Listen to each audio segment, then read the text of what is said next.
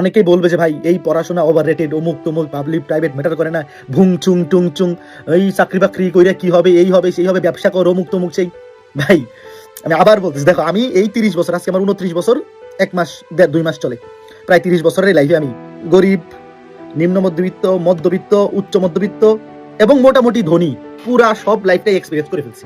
মানে ইচ্ছা মতো একটা মানে বিস্কুটও কিনে খাইতে পারছি না যখন, মানে এটাই আসলে গরিব। মানে কি, ধরো যে আজকে ইচ্ছা হয়েছে একটা কিছু কিনে খাইতে, বাবা মারে বললেও হয়তো বা কিনে দিতে পারছে না, বা আমাদের কাছে হয়তো টাকা ছিল না কেনার মতো। এটা হচ্ছে জাস্ট ধরো এরকম জিনিস এক্সপিরিয়েন্স করে আসছি। একটা ভালো খাতা কিনতে চাইলেও মানে হিসাব নিয়ে বসা লাগছে বাপের, এরকম সময় পার করে আসছি। আবার একদিনের আজকে ইচ্ছা হয়েছে আজকে একটা সিবিআর মোটরসাইকেল কিনবো, কিনে ফেলছি 1 মিনিটের ডিসিশনে। এই জিনিসটা আমি এক্সপিরিয়েন্স করছি। তো আমি আমার জীবনের এক্সপিরিয়েন্স থেকে বলবো, তোমার পরবর্তী লাইফে তুমি চাকরি করবা আর কি করবা না, তুমি ব্যবসা করবা কি করবা না, অমুক তমুক ভুং চুং টুং চুং সব পরের আলাপ। আগে তুমি নিজের একটা যোগ্যতা বা নিজের একটা অ্যাচিভমেন্ট আনলক করো, বাকি সব পরে। ধরো তুমি আজকে প্রাইভেট ইউনিভার্সিটিতে ভর্তি হয়ে গেলা বা ন্যাশনাল ইউনিভার্সিটিতে ভর্তি হয়ে গেলা, যেটার মধ্যে তোমার আলাদা কোনো অ্যাচিভমেন্ট নাই, কারণ এখানে অ্যাপ্লাই করলে হয়ে যাচ্ছে চান্স, নিজের কোনো কম্পিটিশনে টিকে আসা লাগতেছে না, বা তুমি নিজের কোনো যোগ্যতা প্রমাণ দিয়ে আসা লাগতেছে না। এটা তো তোমার আসলে এই 20-22 বছর বয়সে এই জিরো অ্যাচিভমেন্ট নিয়ে তুমি ওখান থেকে পইরা উপরে সাকসেসফুল হয়ে যাবা। এইটা যদি তুমি হইতে পারো খুব ভালো, কোনো সমস্যা নাই।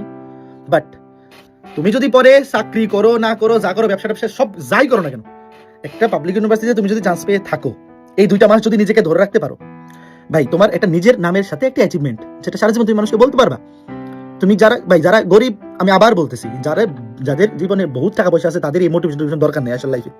কারণ বাপের টাকা এটা অনেক বড় একটা ব্যাকপুশ। এটাও তাদের কিন্তু নেগেটিভ কিছু না, আমি তাদেরকে ব্লেম দিচ্ছি না। যাদের বাবার টাকা আছে তারা কি বলবো, এটা সৃষ্টিকর্তা তাদেরকে একটা এক্সট্রা সুবিধা দিছে, যে তারা লাইফের শুরু থেকেই এমন কিছু জিনিস পাইছে যেটা আমি পাই নাই লাইফের শুরুতে। ধরুন আমি যখন বুয়েটে ঢুকছি, প্রথম দিন ক্লাস করতে গেছি, তখন আমার স্বপ্ন ছিল বুয়েট থেকে পাস করে চাকরি বাকরি করে একটা গাড়ি কিনবো। আর আমি যখন প্রথম ক্লাস করতে ঢুকবো, তখন দেখি আমার অনেক ফ্রেন্ডরা গাড়ি দিয়ে আসতেছে, হ্যারিয়ার গাড়ি দিয়ে। তাও মানে আমার গাড়ির তখন স্বপ্ন ছিল টয়োটা করোলা। আর ফার্স্ট ক্লাস মানে যেটা আমি সব ড্রিম দেখতেছিলাম যে বুয়েট থেকে পাস করিয়া তারপরে কিনবো চাকরি বাকরি করিয়া। আর বুয়েটে প্রথম ক্লাস করতে আমার সেকশনের 2 ফ্রেন্ড বা একজন হ্যারিয়ার গাড়ি দিয়ে আসতেছে। হ্যারিয়ার গাড়ির এখনো মনে হয় দাম 80-90 লাখ টাকার মতো।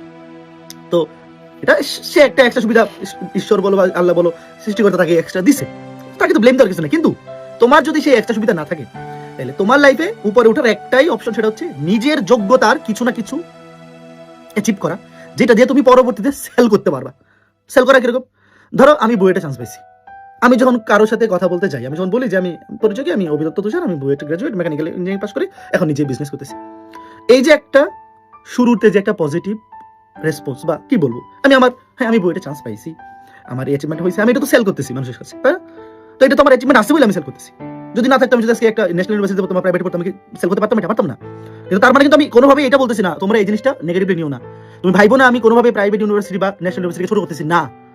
আমি জাস্ট যাদের আর 2 মাস হাতে আছে, যারা এই এফোর্টটা দিতে চায়, তাদেরকে একটু মোটিভেট করে ট্রাই করতেছি যে ভাই তুমি আগামী 2টা মাস জাস্ট ট্রাইটা করো, কোনোভাবে হালটা ছেড়ো না। 10,000 সিট অনেক সিট, যদি ট্রাই করো হয়ে যাবে, রিভিশন দিলেই হয়ে যাবে। তারপর যদি না হয়, তাহলে তুমি ন্যাশনাল ইউনিভার্সিটিতে পড়ো। ন্যাশনাল ইউনিভার্সিটিতে কোনোভাবেই প্রসপেক্ট খারাপ না, তোমার যদি সফল হওয়ার মোটিভেশন থাকে এবং তোমার নিজের মধ্যে ওই ইফোর্টটা থাকে, তুমি যে কোনো জায়গা থেকে সফল হতে পারবে। কিন্তু যে আবার বললাম, যে যাদের আসলে ফ্যামিলির সাপোর্ট ওই লেভেলে নাই, ভাই তোমার নিজের যদি একটা যোগ্যতার কিছু তুমি নিজের নামের সাথে অ্যাড করতে না পারো, তাইলে শুধু বাংলাদেশে না, যে কোনো জায়গায় তুমি যাও না কেন, বাংলাদেশের প্রেক্ষাপটেই বলি, যে আসলে এটা তোমার মানে এইটার একটা কষ্ট, এটা একটা ব্যাকল্যাশ তোমার থাকবেই।